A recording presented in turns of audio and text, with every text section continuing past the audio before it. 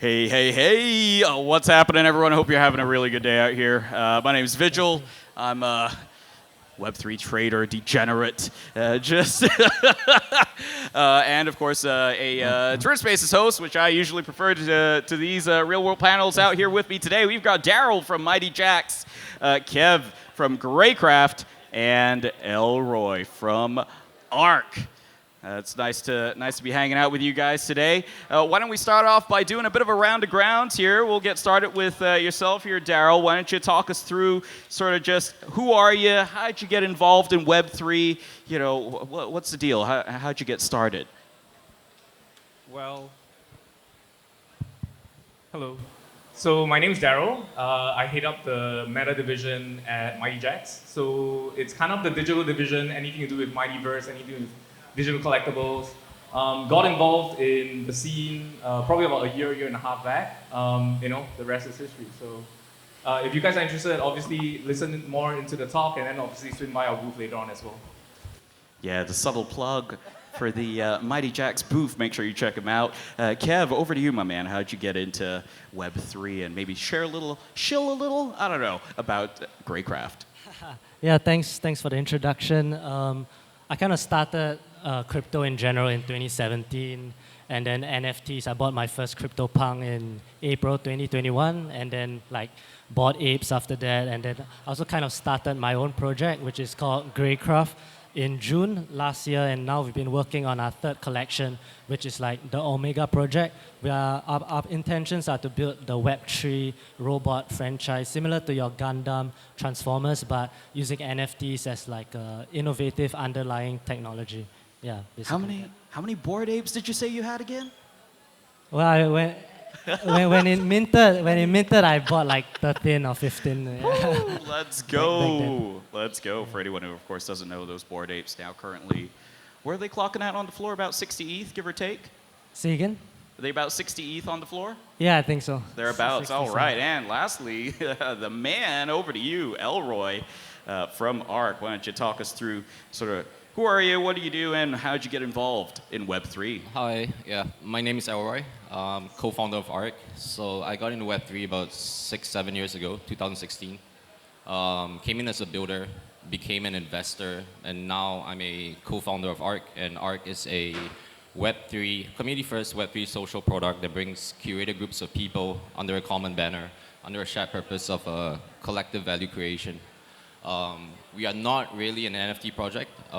We are more of a Web3 collective that just so happens to be token gated by an NFT.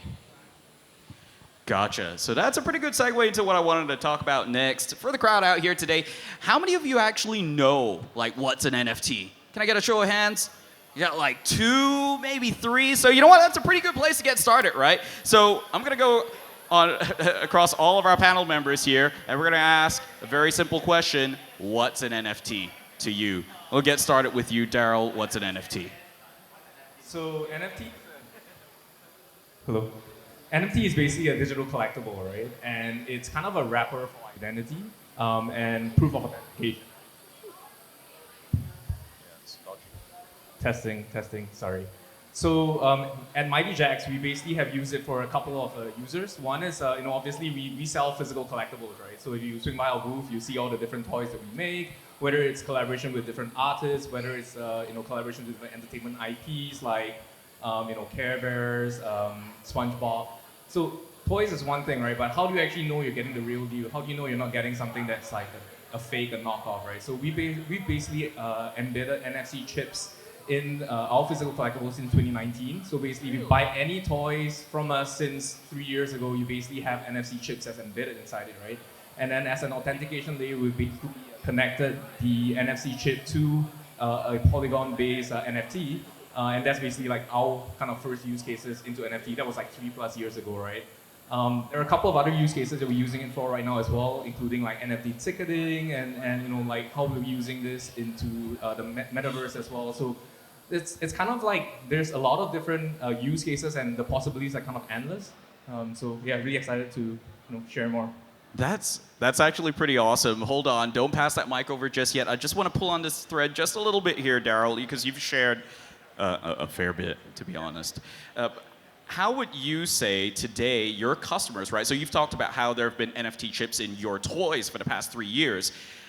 How has that impacted the user experience for your customers? You know, do they get special perks from these NFTs? You know, is there something, you know, is there a Web3 layer, I suppose, to it that people engage with today? Yeah, so to be honest, that layer, we're still building it, right? So we've actually launched a metaverse experience on the sandbox. That the launch was about a month ago in early November. So that's kind of the first foray into like metaverses and some of the utilities that we can actually provide for some of our customers there. But the interesting part is that even though we've had this authentication layer in the app for a really long time, 3 years, we've realized that adoption hasn't been as great.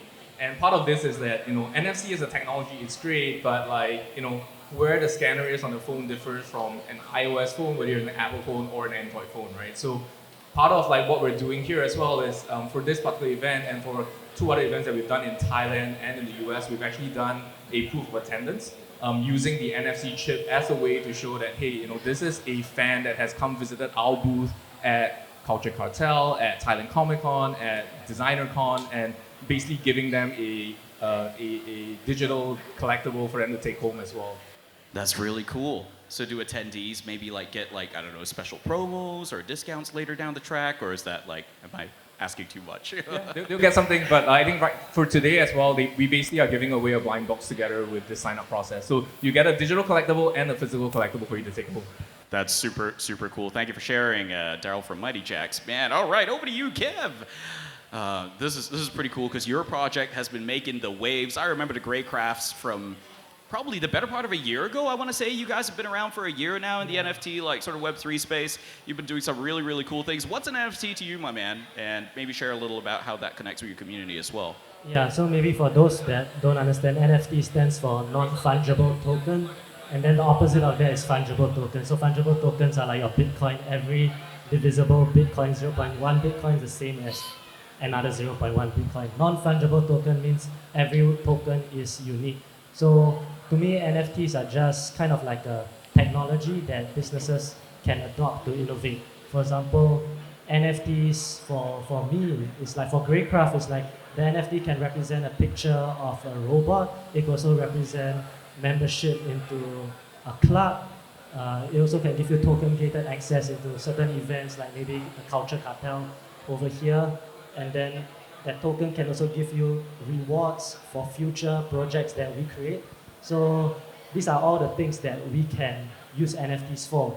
And this is only what currently has been out in the market till now. There's going to be so many new innovations that are going to be coming up to provide value to this token in the future that we have yet to see.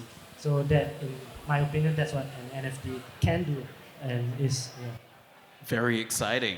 Very exciting. And I agree with you. You know, there's so much that NFTs are potentially going to unlock. We've just scratched the surface, right? Like, it's more than JPEGs, people. It's not just pictures of monkeys. We're not just flipping monkey pictures on the internet. Although there's a bit of that, too, to be fair. All right, over to you. Elroy, what's an NFT to you? I guess, in short, NFT to me is just a tool that acts as verifiable ownership on the blockchain. So it's unique, unlike a fungible token or utility token. I think the use cases can be many, but I guess for ARC, we see it as a mechanism to distribute access to experiences, both offline and online. For us, I mean, like just now I mentioned that you use an NFT to actually token gate our community, so you can that's to us that's access to community as well. But I think the use cases are quite infinite. I think this is only the start. I think a more logical use case or more functional use case would be like something like corporate IP, a little boring and all. But yeah, it's more than just an image. It's more than just a video. I actually think that it would actually start the new wave of adoption. I don't believe that people are going to be adopting Web3 infrastructure, but instead the adoption of digital assets, whether it's an NFT or whether it's a utility token, is still going to outpace adoption of Web3 infra. Very cool, and I'm inclined to agree. Don't let go of that mic just yet, Elroy. My next question is for you as well. Now, with ARC, the sort of project that you're currently building alongside, I think it's JJ and Kiet, or your co-founders, right? You've talked extensively about how Web3 in many ways, and I suppose, by extension NFTs, are a great equalizer when it comes to community and community engagement. Can you share a little perhaps about what that means to you and sort of how that translates into ARC specifically as a project? Yeah, so we came up with a narrative where we say that crypto or Web3 is a great equalizer, and what we mean is that credentials in the current stage of Web3 or crypto doesn't matter right now. So it doesn't matter whether you have like 20 years in marketing, 30 years as a founder, 10 years as a finance person. If you don't put in the work, you're not diligent in your approach in Web3, it's more likely that you're going to get outperformed by an 18-year-old degen who goes down the rabbit hole every day. I'm sure all of you guys know this already. But I guess this wouldn't remain for a long time because one of the advancements in this space is building on-chain reputation, on-chain credentials. I think it's only at this stage of Web3 where someone who has no expertise, no real-world expertise, they go down a rabbit hole, they really study Web3, they keep up on top of trends every day. They understand what's moving in the space. These are the people in the current stage who are gonna excel in Web3. So I give you an example. Like one of my friends, they own one of the largest funds in Asia. The AUM is about 2 to 3 billion. The CEO was a rugby coach, no financial experience and all, but he's running a fund of an AUM of 2 to 3 billion. So that says a lot, It says that you just got to be diligent in your approach, You got to be a perpetual student in this space. Interesting. I like that, being a perpetual student. And sort of for anyone out there who, might be like, yeah, right, sure, it's easy to sit up here. I can tell you that we're probably, looking at the stage, I'm not hating on your age, by the way, I'm an old fogey too. We're probably on the upper end of like Web3 participants in terms of age, wouldn't you say? Like the real successful young guys, I'm sorry. You're right. The real successful young bucks out there today, I'm not even kidding. Like you've got 16, 17, 18-year-old teens, they get it. They get the tech, they get the concept of digital ownership, and they make bank. Like they do very, very well. So it's a pretty interesting space right now. It's definitely ripe for the adoption, I would say, and ripe for getting into if that's something that you're curious in. So let's talk a little bit about strategy here. Darryl, I want to hear from you. It's interesting, Mighty Jacks, as I understood it, until today, to be honest with you, was sort of predominantly like a Web 2-ish, toy company. It's awesome, to be honest with you, to hear that you've had NFT integration in your products for the last 3 years. How has community building for you been as, I suppose, predominantly a toy streetwear sort of company? Because for NFT projects like Greycraft and ARC, it's pretty easy to bring sort of people together in like a Discord server or something like that and sort of have a shelling point, which is the NFT. In your case, these are physical products that are, I would say, currently at the core of your business. How has that deferred for you? How does community building work for Mighty Jacks? Yeah, so I think community building is a very interesting topic, right? So for us, we have our own community, like you mentioned, of toy collectors, physical toy collectors, fans of different fandoms, whether it's Nickelodeon, whether it's Universal, Jurassic Park, what have you, right? Netflix, Stranger Things. What we've actually done is, I guess, two approaches, right? One is actually activating our own communities, and so that's something that we've aggressively kind of done over the past couple of years. The second thing, which is probably an emerging kind of trend as well, is Web3. I think as Kevin and as Elroy alluded to, there's a lot of collaboration, right? So Mighty Jacks actually is a stellar holder for ARC.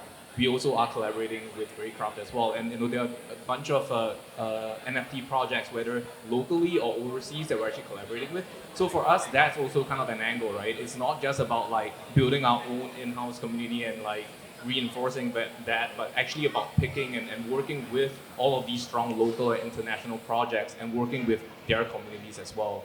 So, one of the things that you mentioned is like, if you think about toys right now is really around like, even for Mighty Jacks, right? Like when we're doing toys, we're talking about runs of like 300 for like a 8, 12-inch toy, or like 3,000 to 5,000 for a blind box, right? Which is like a 3-4 inch toy. What we're looking at for like NFT projects is like how could we actually create something that's like one of one, right, for these toy makers. So if you're an NFT holder, like what is interesting is that, hey, you know what, I have an ape, but my ape is different from the other person's ape, right? Whether it's like a different hair, a different captain's hat and stuff like that. So how do we make it so that we can actually do this one-of-one thing for you? We think that's like something that would actually really engage the community as well. So different mechanics, and obviously there's a lot of experimentation, but you know we're all about like hearing what the community wants and then like working towards that. No, that's very cool, and it seems incredibly bespoke and tailored to sort of your community, which again I acknowledge is really not your traditional Web2 community. So massive props to you, man. You guys are doing some really cool things. Kev, over to you with Greycraft. Again, you guys have been making waves in the NFT space for again better part of the last year or so. I'd say probably besides Arc, I would say most well-known local project out of Singapore internationally on the Web3 stage. So, massive props to you. How have you done it? How have you done community building in Web3? Especially when I wanted you to think about your early days, because it was a pretty U.S. American dominated market in the early days, as you'll know. Sort of we have to stay up till 5 a.m. in the morning, right, for drops and things like that.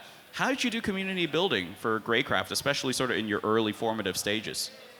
Yeah, I think community building, for me, for Greycraft, community building is all about IP building, right? I think to build a good community, you have to build a good IP, and you have to set a vision that your community can believe in. And then that's the only way that your community is willing to invest time to talk to each other, to discuss about things, to trade your collectibles, and all of that. If everything else comes secondary. So that's my opinion. So for Greycraft, what we're trying to do now is to build like the Web3 Gundam or like the Transformers. And to do that, we've invested a lot in creating like the best kind of art, designs, so that it's worthy of being a story being told, right? People actually want to make toys of the characters. They want to buy merch of the characters. If your IP is not good, no one cares, right? So that's how I see it. Yeah. So would you say, I'm a big Gundam fan myself, Sazabi fans, if there's any Sazabi fans out there, let's go gang gang. When you say community is building IP, what does the IP for Greycraft look like in, sort of 5 years' time? Is that, are we gunning for like a homegrown Gundam contender? Is that what Greycraft's going for? So in terms of how we are building Greycraft, we are going to build it through stories. So we are trying to build like a manga out. So I think one of my favorite IPs is like, those that I've grown up with, like Naruto, One Piece. Those are, every week they come out with a manga and stuff, and I'm always interested in looking at the story every week. So that's what we kind of want to build with Greycraft. I think one of the only ways to build an everlasting story and a legacy is to kind of build a story. So that's an angle that we are going forward with. And also hopefully if we can get on like a Netflix animated series, all these kind of things are, activities that can really bring the IP forward and propagate it outwards. Let's go. That's really cool. Thank you for sharing. Elroy, over to you. Let's talk a little about ARC's community building strategy. ARC, of course, being, I suppose, unique in its own way, right? In that it's essentially attempting to build, correct me if I'm wrong here and you're going to phrase it better, but it's like, a Web3 community of individuals built around co-creation, right? Around the concept of building together, right? How does community building work in that way for you? Yeah, I guess for ARC, we are a project that is built entirely on the foundation of the community. So for us, we employ we have a lot of community frameworks. When I say community frameworks, it means a combination of a Web3. To us, a Web3 community framework is one that's a combination of Web2 traditional models that's very rituals focused, but also adding a layer of incentivization on top of the framework. Because we firmly believe that if you are building in Web3, you need to take advantage of the different incentive structures that Web3 has that Web2 doesn't. Most of NFT projects don't have token incentivization, but there are many ways that we can still incentivize our members to actually do things together. So that's one aspect of it. I guess like, in terms of strategies as well, like even our supply size, we follow what we call the Dunbar model. So Dunbar model is like it's a notion that there's a cognitive limit on the number of people that people can congregate with in groups. So that number is about 150. So for us, our supply size is about 1,688. The idea is that we have to split our community into different subgroups as well. The reason for this is that putting your members in different subgroups. For us, we prioritize legal, creative, builders, token alpha, NFT alpha. The reason for this is that you are able to build a higher sense of community within members and a higher sense of purpose in being part of the community. So for us, we really play on very fine details of what we should do, what the community should do, starting with the shared purpose as well. I believe if you want to build a thriving community, you got to anchor your community with a purpose. So for us, our shared purpose is collective value creation via collaborations. So when people see that, they know that they have to contribute to participate in community affairs. So it makes actions it makes user engagements more action oriented, and we feel that it's good for community building. When they have something to look forward to. So how do you find these people, Elroy? These people who want to co-create, these people who want to build together. How do you find them? I guess you have to craft out compelling brand messaging. I think most Web3 communities, the brand messaging needs to be more aspirational. So you can see like they use a lot of lore, a lot of story building instead of a very dry, direct type of explanation of value propositions. But I guess for us, how do we attract people? It's the messaging we put out, the type of marketing we do on social media. I guess it doesn't help that we have a very, very famous founder as well. That might just have a little to play into it, just maybe, just a little bit. But no, I think you guys are doing an awesome job. So very, very good on you. And keep on doing what you're doing, because I think organic community growth is the way to go. So I'll probably let's go back with Mighty Jaxx here. I want to still understand sort of how then have you sort of sorry, give me a sec. My questions are getting all mixed up over here. You know how it is. So yeah, being a toy company with aspirations to engage with Web3 and the metaverse, sort of what are your sort of next steps in your mind? Think, maybe next 2 to 5 years in terms of what you want to do in terms of your Web3 layer, specifically as it relates to community. Like that midterm process. Like, for example, today you guys don't have a Discord server, right? Where in Web3 it's pretty normal, right, to have a Discord server. I would say, Greycraft and Art respectively have Discord. Is that something that's on the roadmap for you? Is the intent to bring people together in that way, or are you sort of doing something else? So we actually have a Discord server. It wasn't on your website. I did my research.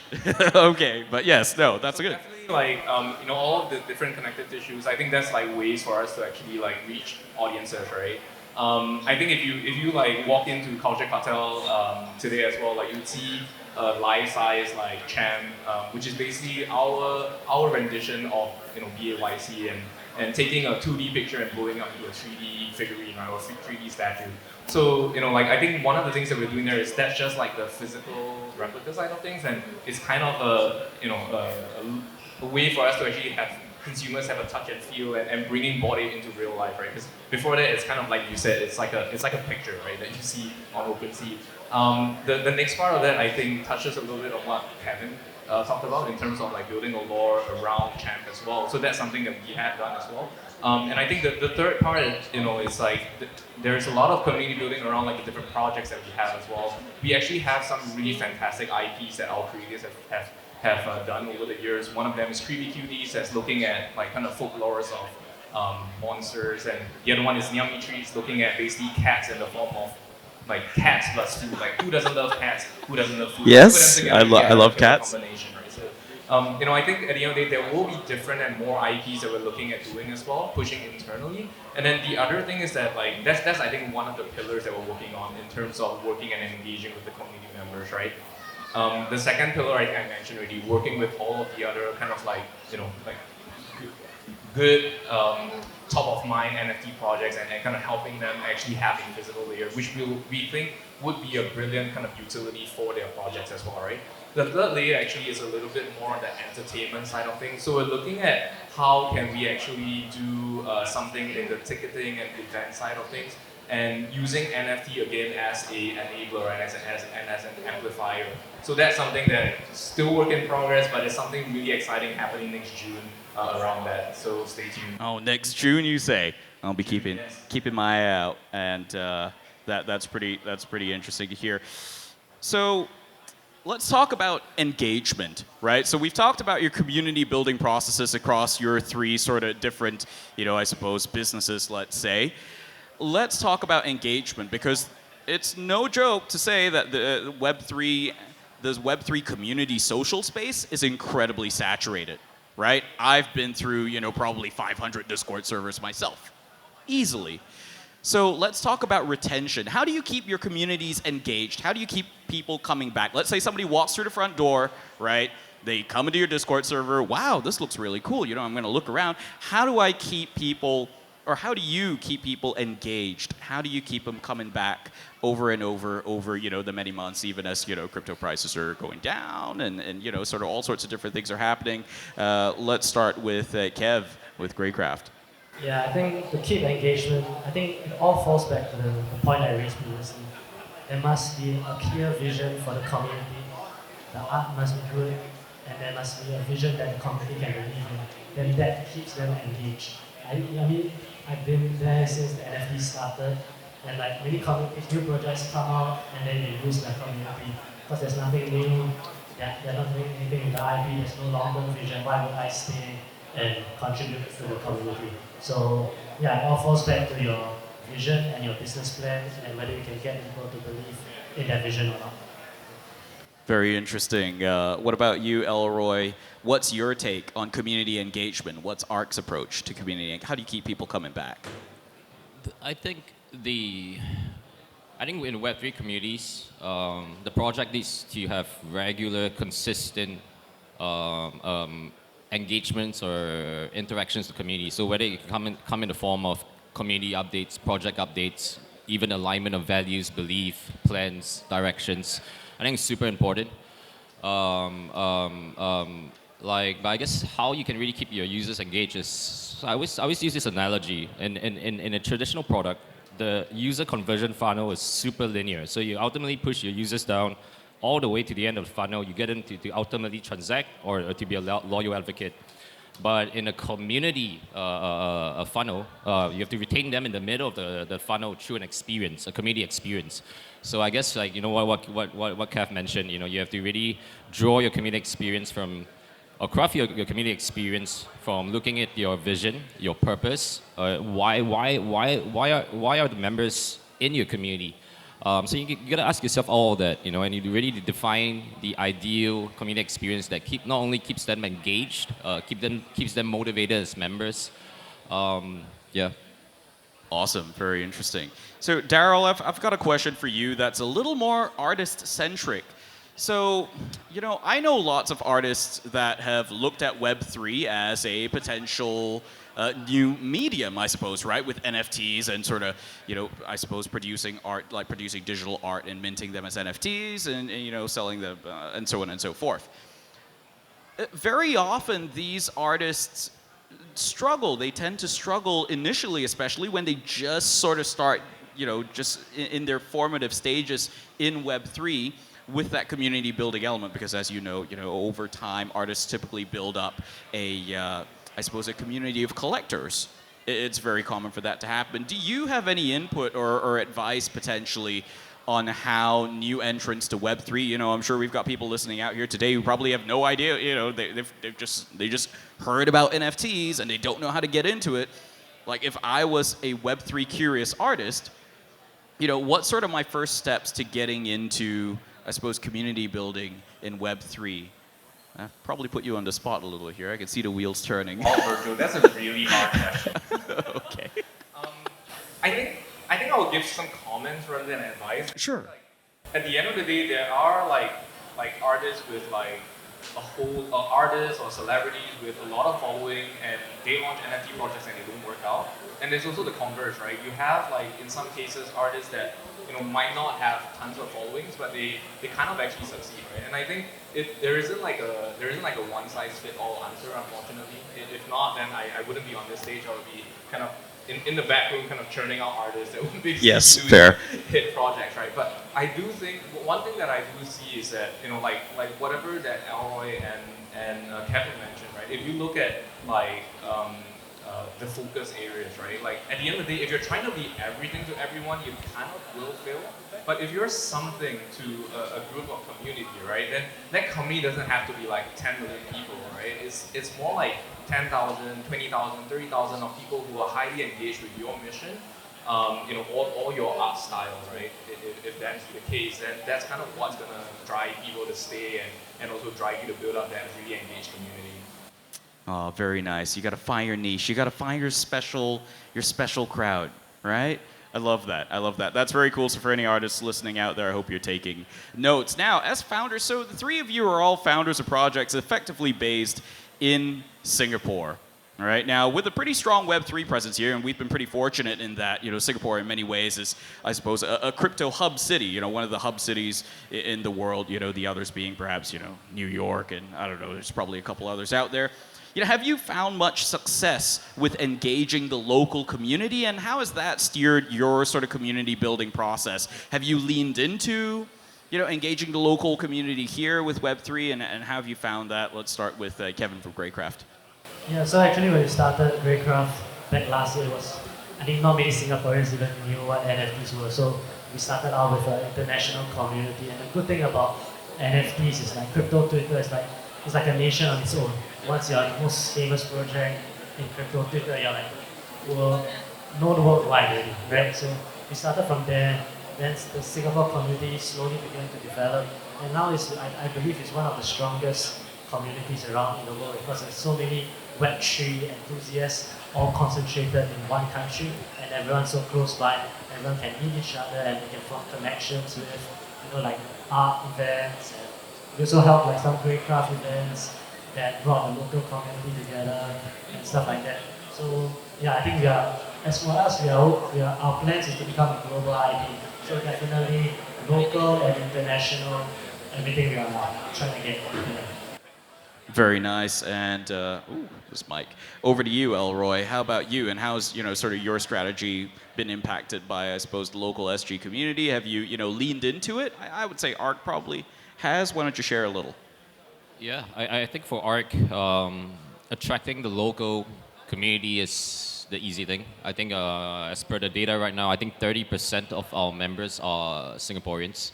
So actually for us, there's a need to actually try to expand out of different cities. Like my ideal scenario for ARC is that we have about 30 to 60 members in each key city across Asia and the rest of the world. But just like like what Kevin mentioned, NFT projects you can start localized according to your go-to-market strategy, but ultimately it should be a global product. So for us, we always say that ARC is a project based on Asian roots, but with a global lens. Similar to DBS, I guess. Gotcha. Very, very cool. Fair. That's very, very much fair enough. All right, let's talk a little about some advice to some of the newer entrants to the Web3 space who might be listening to us out here today. We've talked a lot about community over sort of the last 40 minutes, but really, what should somebody be looking out for? Let's say I'm new to Web3. I go on Twitter and I type top NFT today or something, and I'm trying to find a community to engage with and get involved in. What should I be looking for as a new starter, as a newbie to Web3? What sort of community should I be looking for? Are there any telltale signs for communities I should avoid? Why don't we start with Daryl from Mighty Jacks? Well, so hello, testing. So there's actually a lot of, I would say that there's two parts to Web3, right? There's like the whatever you're saying, like, the project you want to follow and the good stuff. There's actually a lot of bad stuff happening on Twitter as well, right? Like there's a lot of scams and there's a lot of potential kind of pitfalls. So One of the things definitely is you got to do your homework, right? You can't just be like, you just Google the first thing or you search on Twitter and you click the first thing and you connect your wallet and you might lose a lot of your monkeys and any Oh yeah. you have in your wallet, right? So definitely doing your homework is super important. And I think at the end of the day, like the Web3 community, what's quite interesting, I think, is just like there's you have like different like analytics firms like Nansen, which is also based in Singapore, and a lot of them they basically look at like signs, right? Like if this project actually has been invested or it's actually collected by some other collector as well, and this collector actually has a good track record, then that's great. That's a good project to deal with, right? Yeah. So there are signs that you could follow, but at the end of the day, like it's also something where it's resonating, right? Like if you love Gundam and you love like robots, then follow Greycraft because that's something that they're doing, right? And if you don't like it, then that's probably not something you would follow. So I think at the end of the day, like it's important because there's no point in joining a community because the community is strong, but it doesn't resonate with your interest. If you're interested, then you would engage in it further, and then you would kind of post memes, you would post things, and you would get engaged with the community, right? If not, that itself becomes a chore, right? Yeah. Oh, I really like that. I actually really like that, Daryl. I love your approach to Web3. What about you, Kev? What's your take? Yeah, similar to Daryl, I think when you join an NFT project, you make sure you like it, right? If you're like a fan of like Max, you can't join Greycraft. If you're a fan of like anime, you have like Azuki or all these kind of projects. Fans of toys, Mighty Jacks, want to get into a very great community, you can get into art, right? So these are the things that you should look out for. And most importantly, I think you have to ensure that the project founders have real good intentions and they have a long-term plan. You can clearly see what they're going to build for at least like the next 1, 2 years, 3 years, right? If you can't convince yourself that this is going to work out for the long term, then there isn't really. If you see it as an investment, if you see it as like collectible and whatever, just buy and forget about it. Don't expect to make money. Yeah, so that's my advice. I like that. I like that as well. And Elroy, what about you? What's your take? I think people got to get their hands dirty. You gotta lose some money at the start, but treat it like a learning experience though. Like find a project that you like, find a community that you like, spend a bit of money, take it as a learning experience. Like enter their Discord every day, learn from them, find a tribe they can that you can vibe with online. Like usually find people who are really motivated, passionate. They go down. They wake up, it's crypto Twitter for them, it's Discord for them. I think this is where you're going to learn. So you got to find a group to learn from. But always don't listen to people as well, form your own conviction. And you can only form your own conviction after you have done your homework. So yeah, education is super important. Gotcha. So Elroy, outside of ARC, which we know is, awesome, what's your favorite community? What's your second favorite community, I suppose, second to ARC? Crypto dick butts. Hey, let's go! Crypto dick butts. Okay, hopefully we don't get in trouble for saying that. What about you, Kev? What's your second favorite community? My second favorites are like the Bored Apes and like CryptoPunks. Yeah. That's where I grew up from, like at the start. So I'm still close to all of the people there. We support each other. Bored Apes, baby. You can't hate it. Can't hate it. What about you, Daryl? What's your, I suppose, second favorite community to Mighty Jacks? There's a reason why we are ARC Stella members. There's a reason why. Hello. There's a reason why we're ARC Stella members, right? And there's a reason why we're collaborating with Greycraft. So I think at the end of the day, like these are all communities that we love. We love all our communities equally. The politically correct answer. Very nice. Thank Very you for well that. done, Daryl. Good job. I clap for you. Very nice. All right, we're gonna be winding down shortly. I suppose let's begin to sort of wrap up here. We'll go from Daryl. What sort of lessons have you garnered from building communities in Web3?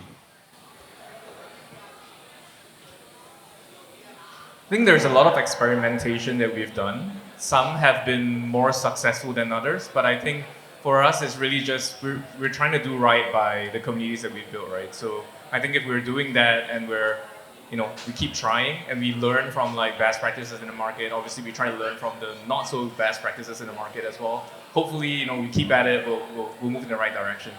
Very cool. What about you, Kevin? What's your top lesson learned from building communities in Web3? I think the top lesson is to have a clear vision, clear plan, so the community can believe in you, and also set up the proper incentive structures such that they can contribute in their own way, whether be it commercial rights to the holders, whether be it some community members. The thing about NFTs is like we all have a financial interest in it, right? The more you shield a project, the higher the price will go. So that kind of forms that's unique to Web3. Yeah. So yeah, maintain a clear vision for them, and then they will believe in you. Yeah. Gotcha. And what about you, Elroy? What lessons have you learned from building communities in Web3? Building communities is not easy. Yeah. So Yes. Web3 has taught me humility and how to approach people, because the industry is very grassroots. They don't care whether you're famous. They don't care whether you're rich. Right? They care about how you engage with them, whether you treat them as members versus users. So I guess one of the main things is that you need to change the association between a brand and a customer. So you should change to a brand and a member. So yeah, it's a very long process. Yeah, that's all I can say. No, you're totally fine. Now I'm not sure what time we're meant to be sort of wrapping this up here. We probably got about 5 minutes more, so we could do maybe just a couple of fun questions here. I got one in mind actually. Biggest NFT flip ever? Go. Most profitable. 35 ETH. That's it. Yeah, What did you flip? It was a punk. Oh wait, it was a free punk. So I flipped one for 35. I mean, my friend gave it to me. Another one I flipped at the top. Both free. Other than that, I don't sell my NFTs. So yeah. You don't sell them. I think I've sold 2 in my life, and just like a few $100. Yeah. Well done. So I buy out of vibes. Yeah. So Well done. I'm a long-term collector. As an NFT trader, I can tell you you're our favorite type of buyer. Thank Yeah. you. Please never stop being you. I always buy the top, so you can always sell me your shit. Yeah. What about you, Kev? Biggest flip ever? I bought a Bored Ape for 5 ETH. I sold it for 400 ETH. Sheesh. Let's go. He's got the stage right there. What about you, Daryl? My question is, what was the ETH price then? Actually, around the same time. When I bought it, was around 3,000. When I sold it, was around 3,000 or so. Let's go. Let's go. Well done. Well done, Kev. Man's basically retired. So, are you single? No. So I was going to say, there'd be an opportunity there. All right. Very, very cool. Anyway, I think we are just about good to wrap it up here. I'm trying to catch the eyes of somebody organizing, but I am struggling. Yeah, we're good to wrap it up. Alrighty, in that case, everyone, it's been really awesome hanging out, chatting with you guys today about community out here at Culture Cartel. It's been really, really awesome. Of course, big thanks to Daryl from Mighty Jacks, Kev from Greycraft, and Elroy from ARC. And of course, I've been Vigil, your moderator. Awesome to see you all.